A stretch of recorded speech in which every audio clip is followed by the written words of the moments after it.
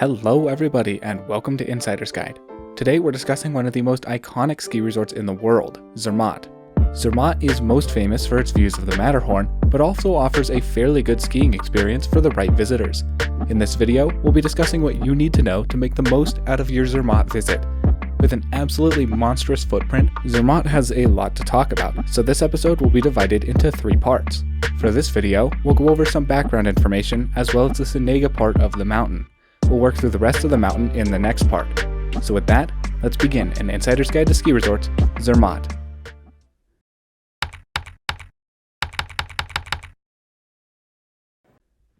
Zermatt is located right on the border of Switzerland and Italy, and the easiest way to get here internationally is to fly into Zurich, take the train to Visp, transfer at Visp, and board the train to Zermatt. The entire train ride takes about 3 hours, and you pretty much have to do this, since only electric vehicles are allowed in the town of Zermatt. For accommodations, of course the best way to experience Zermatt is to stay in the town itself, but this is quite expensive. A more economical alternative would be to stay in the town of Tasch and take the short train ride into Zermatt for the day. Zermatt and its Italian neighbor Cervinia make up what's known as Matterhorn ski paradise, and with the right ticket, you can ski right between them. However, for this Insider's Guide, we'll only be talking about Zermatt. It's also worth noting that while Zermatt is included on the Icon Pass, Cervinia is not. Zermatt, or the Swiss side of Matterhorn ski paradise, can be broken down into 3 distinct areas: Sunnegga and Rothorn, Gornergrat, and Matterhorn Glacier Paradise. In general, the areas get less weather resilient from lookers left to right on the map. Sunnegga and Rothorn are the places to be during storm days when Matterhorn Glacier Paradise and likely Gornergrat are on wind hold. Speaking of holds, Zermatt lift stops seem to take any excuse to close lifts down midday, even if conditions are more than acceptable, so try to be flexible with your plans. The mountain has a very impressive 7,000 plus foot vertical drop, which creates some of the longest continual runs you'll ever ski. However, I found that most of these pieces were quite tame for their difficulty ratings, which leads the mountain to be most suitable for lower level skiers in my opinion. More advanced skiers will want to think about venturing off-piste to find some better options. Since Zermatt caters more to lower level skiers, I found the off-piste could hold great stashes of snow even several days after a storm.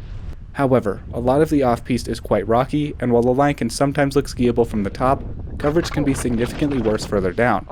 Because of this, I'd always recommend scoping your line from the lift before you commit to it.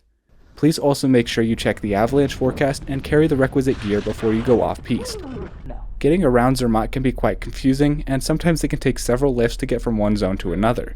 The trail map is also quite poorly designed, as it isn't to scale, and while some of the lifts are named in person, their names don't really appear on the map. But that's why we're here. We'll do our best to help you navigate this frustrating footprint and maximize the amount of skiing you get done. Although, please do take time to stop for lunch at one of the several independently owned on-mountain chalets during your day. Even though they're a bit pricey, the food quality is exceptional, and it's definitely worth your time, even if it means sacrificing a bit of skiing. More on this to come. So with all of that out of the way, let's dive right into the on-mountain experience. As mentioned previously, the mountain is divided into 3 larger areas: Sunnegga and Rothorn, Gornergrat, and the Matterhorn Glacier Paradise. Out of the base, you can take the Sunnegga funicular to access Sunnegga, the Gornergrat train to access Gornergrat, and either the Matterhorn Express gondola or the Fury cable car to access Matterhorn Glacier Paradise. Just for context, the Gornergrat train and Sunnegga funicular are about 5 to 10 minutes away from each other. The Matterhorn Express gondola and Fury cable car, however, are a 20-minute walk from the funicular and train. For this guide, we'll pretend you've started your day at the Sunnegga funicular. For those who don't know, a funicular is kind of a cable railway that can move you at very fast speeds up a steep slope. The Sunnegga funicular is an extremely efficient means of getting up the mountain, and wait times typically don't get too bad since there are 2 trains in circulation. As expected, since it is a train, you will have to remove your gear to board it, so just keep that in mind. At the top of the funicular, make sure to walk up the stairs instead of down so you have access to all the lifts up here. You have a few options once you get here. Below the funicular is a beginner lift, Eisflue, that services a singular beginner piste, also named Eisflue. This run splits into 2 paths, and it's actually a great place to learn since it's isolated from more aggressive traffic. Lookers right of the funicular is the Findelbahn lift, which, contrary to its depiction on the trail map, is a single lift that goes in both directions. The trail map makes it appear as if there are two separate stations in this valley, but in reality it's just one station where you can load on either side. The looker's left side services this number 6 trail, which has a blue path and a red path. This is one of the worst runs on the mountain in my opinion, since it's extremely narrow, icy, and congested. The red path is slightly better, but has one pitch that's exceptionally icy. The only good thing about this run is that it accesses a plethora of chalets and is a great place to stop for lunch. Else, I'd avoid it as much as possible. Right below the top terminal of the Findelbahn lift is a small learning area, denoted by this symbol on the trail map. This is a good place to learn, but if you're not a beginner, I'd avoid this part of the mountain altogether. Moving back to the top of the funicular, you can also take this gondola, which I recommend taking if you're trying to get to the upper mountain as quickly as possible. Directly off the gondola is this number 7 trail, named simply Standard. As its name implies, it's a pretty normal run, but it does have a few uphill sections, so be sure to retain your speed.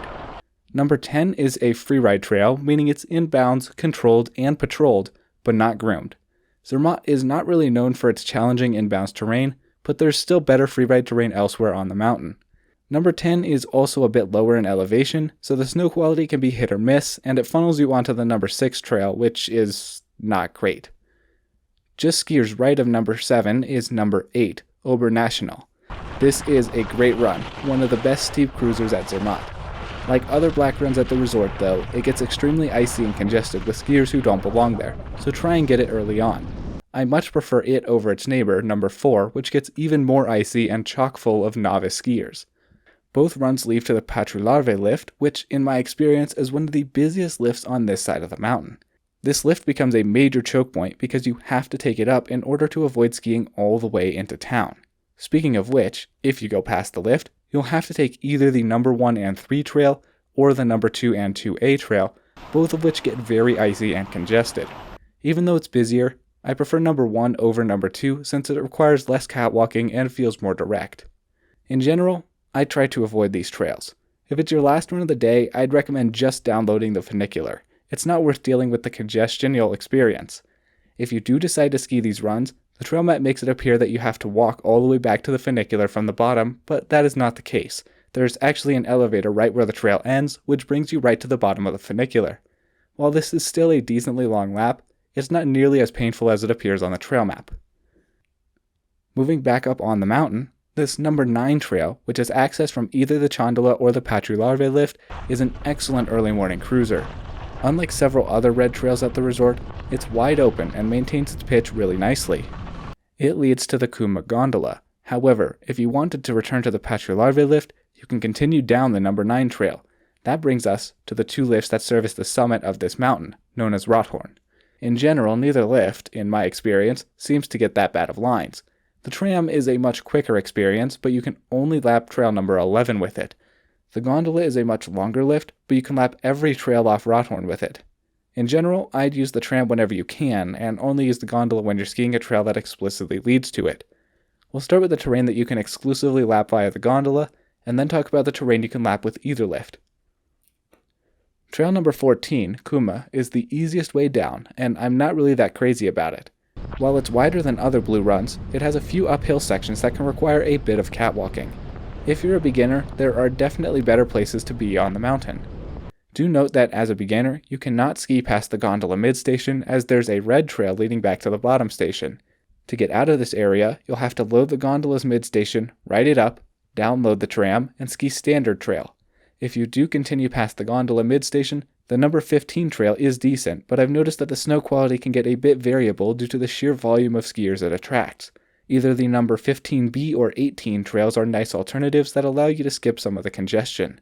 Number 18 specifically is a run through the trees, so just make sure conditions are good before you drop in.